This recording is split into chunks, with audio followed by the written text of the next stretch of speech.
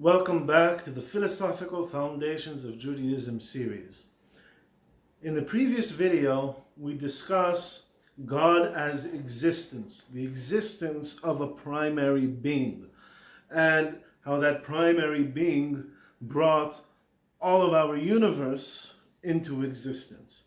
Okay, so actually, this time before going on to the next idea, I want to share a little bonus idea from Genesis, and maybe in the future I'll also make a series on Genesis. Alright, so Genesis starts, it says, in the beginning God created the heavens and the earth, right? And then it describes the state of this primordial universe. This is before the creation of the stars and everything, which only comes on the fourth day, right? It says, and darkness was on the face of the deep, right? Hoshech al pene tehom. What does that mean? It says this is the state of the primordial universe, right? Even pre-Big Bang universe. And then there was light, right? God said, let there be light, and there was light. That's maybe already describing the Big Bang itself. But darkness was on the face of the deep. Have you ever seen a theory of relativity illustration of gravity, right? Where gravity, it's kind of like a sheet. It's resembled to a sheet, right? That would be the space-time continuum. Actually, it's in 2D instead of 3D. Where they put like a big ball, a big mass in the middle, and it kind of bends the space-time around it. Right? So in these illustrations, when it comes to a black hole, in the point of singularity, where you have maximum mass in a very, very small space, it actually warps space-time, and the illustration actually looks like a deep, deep well. All right?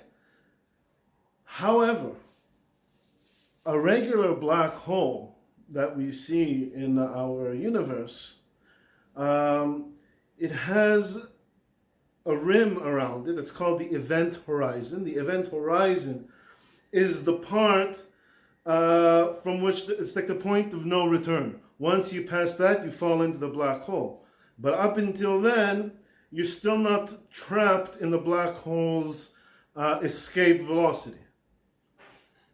So light, since it's the fastest moving thing in the universe, the speed of light, right? So once it crosses over the event horizon, that's it. You can't see it anymore. It's already going into the deep, into the black hole.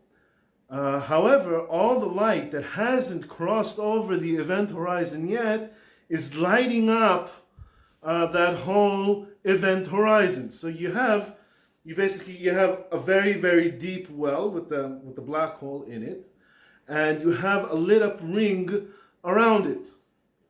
However, the primordial universe didn't have any light external to it. All of its mass and all of its energy was contained within the universe itself, which was in a point of singularity, like a black hole.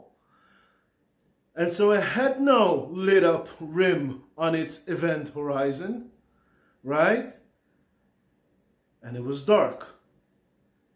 And that is my understanding of that verse, darkness upon the face of the deep. Hoshech al pene tehom, unlike black holes that we see throughout the universe that have an illuminated ring around them on the event horizon, the primordial universe had no illuminated ring around it because there was no light external to it. Everything was contained within. And that is darkness upon the face of the deep.